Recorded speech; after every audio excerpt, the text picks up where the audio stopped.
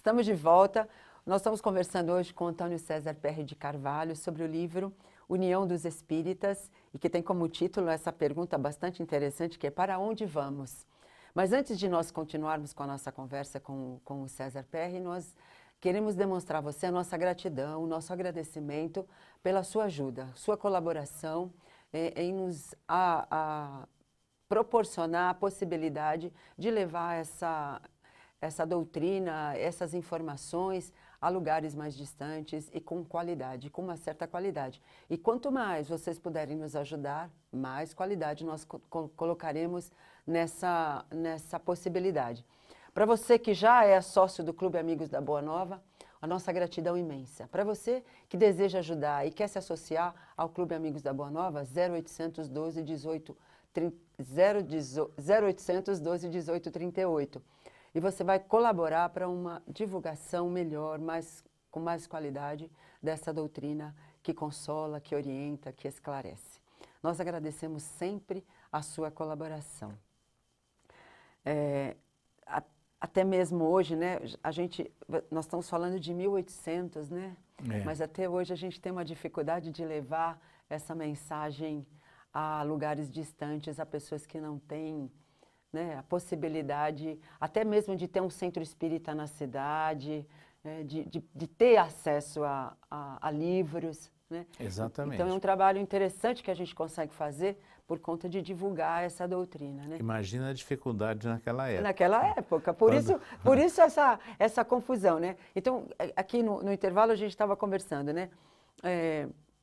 Eram vários centros que foram se formando, mas que precisavam ter uma integração, né, a prática corretamente adequada, né? E então precisava de uma instituição que ajudasse nessa coordenação. Então fundaram a Federação Espírita Brasileira. Isso. Então ela foi fundada em janeiro de 1884, a Federação Espírita Brasileira. Mas eram pequenos grupos no Rio de Janeiro. Agora imagina a dificuldade, era um país que era católico oficialmente na Constituição, como religião oficial. O povo, a grande maioria é analfabeto. Não havia o hábito da leitura. Sim. Então realmente eram dificuldades incríveis e dificuldade de mobilidade, né, de transporte. Fora o medo dos espíritos, né? Porque eles tinham medo também. Isso era uma religião do demônio. Porque foi demonizada, né, pela cultura da época. Então, eram características muito próprias. Agora, a FEB teve um presidente, que foi o segundo, Bezerra de Menezes, ficou apenas um ano. E com dificuldades, ele não conseguiu permanecer depois, ele preferiu sair. Aí ele volta como quinto presidente, e entre 1895 e 1900. E ele tinha ideias de união, escreveu, esse era o grande propósito dele, unir os espíritas. Mas, na verdade, ele desencarna e foi o seu vice-presidente, Leopoldo Cirne, que concretizou, fez um primeiro grande congresso no Brasil para comemorar 100 anos do nascimento de Kardec, em 1904. Que Batuíra, aqui de São Paulo, que foi representar São Paulo lá. E lá eles resolvem uma orientação, uma recomendação, que é chamada Organização, né, Espírita do Brasil. Essa foi a primeira proposta, mas ela não foi implementada, porque ela queria que os centros aderissem diretamente à FEB. E havia muita dificuldade para isso. E estimular a criação de federações nos estados, outra dificuldade. Então surgiram lá algumas reuniões nos anos 1920, 1930, mas assim, coisas assim muito esparsas. Mas tem um fato histórico ligado a São Paulo. Aqui em São Paulo, a USE tinha, por proposta inclusive do Edgar Armon, tinha sido criada a USE. E aí naquele entusiasmo, no ano seguinte, em 1948, foi realizado em São Paulo o primeiro Congresso Brasileiro de Unificação, com a participação de representantes e lideranças do sul do Brasil e Minas Gerais e Rio de Janeiro. E aí levaram propostas à FEB de uma nova organização efetivamente federativa. Que a USE tinha uma outra denominação, né? Era União Social Espírita, né? Exatamente.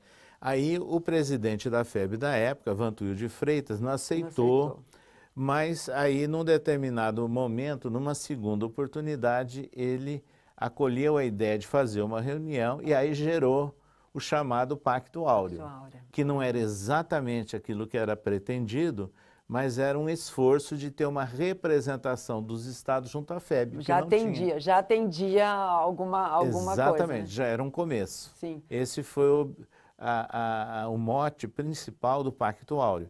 Então, nós estamos em 2018, nós estamos completando 70 anos desse primeiro Congresso Brasileiro de Unificação realizado em São Paulo. Então, aí os centros se reportavam à federação, é isso? Direto, mas por correspondência. Sim. Mas aí, quando surgiram, por exemplo, mas agora nós temos as federativas estaduais. Estimulando o trabalho nos estados, que não existia na época. Não existia. Então, você imagina, eu pego o reformador dos anos 20, dos anos 30, dos anos 40, são centros espíritas que informam algumas atividades diretamente à Federação Brasileira, entendeu? E as reuniões eram isso, quer dizer, não tinha uma orientação, uma organização no sentido de apoiar, de orientar, que seria atividade federativa. Sim.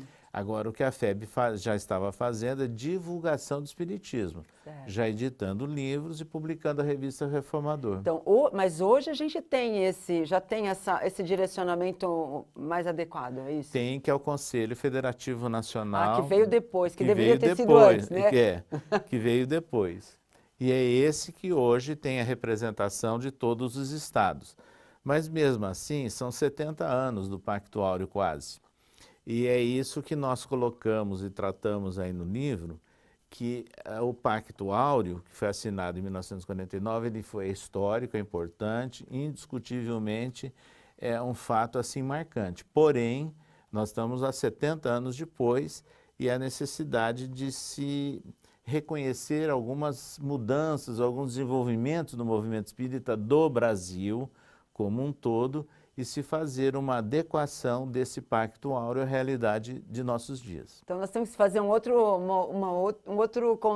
congresso, um outro conselho. Um outro evento, né, que seja representativo, significativo e que possa tratar realmente de assuntos que unam mais os espíritas do Brasil. É uma coisa que comece um trabalho para isso, né? Exatamente, porque nós temos muito material e já alguma experiência. Muito bom. Nós vamos a mais um breve intervalo e já voltamos.